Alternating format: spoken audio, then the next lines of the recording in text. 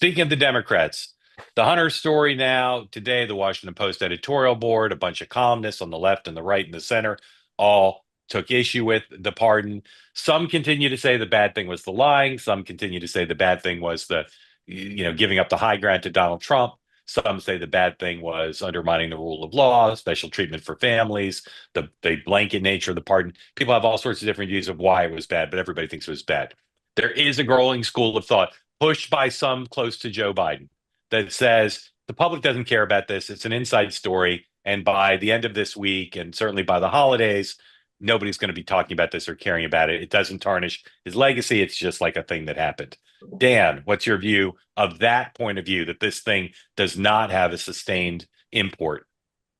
Well, I think there's two parts to that. I think on some level they're right that this story will itself kind of go by the wayside as Trump gets ready to take office. I think where it's going to be resurfaced early and often is it now gives the green light to Donald Trump to say, I'm going to pardon A, B, C, or D, because as Joe Biden said, the DOJ has been politicized.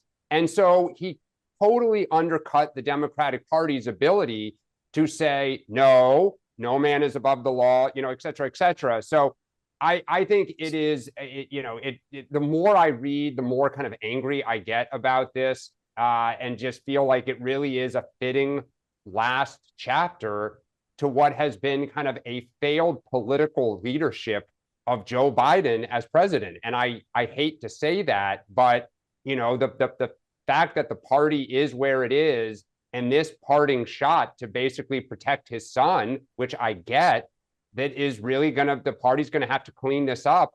And it reminds me a little bit of when Bill Clinton pardoned Mark Rich and all the kind of, shenanigans that happened when he was leaving office, that it took the party a little bit to get out from under that. So it's too bad. John, legs, no legs?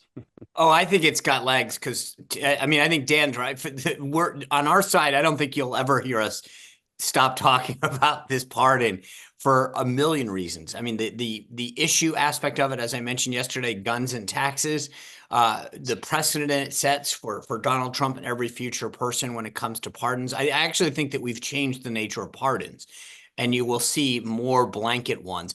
I also think that, just as a reminder, I don't think this is the last pardon you're going to hear about from Joe Biden. And I don't think that Hunter Biden will be the last Biden pardon before Joe Biden. So that once this connective tissue exists between that pardon and the next one, it's going to continue to snowball. I don't think we've heard the last of this. This is going to be an issue that we will keep alive, and that I think, frankly, Biden will keep alive.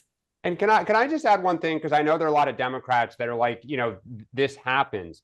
One of the things that I think was really admirable for George W. Bush is he did not pardon Scooter Libby at the end of his term. It was very controversial. There was a feeling that, led by Dick Cheney, that politics is politics. We can't leave a man on the battlefield. That was Cheney's term he kept using to Bush, that you got to pardon him and just move on because he happened to get caught. And Bush was like, no man is above the law. He's going to pay a price. I'm sorry. It pains me. And I thought that was incredibly admirable of Bush and a great standard to set going forward. So for Democrats to say this always it's just not true.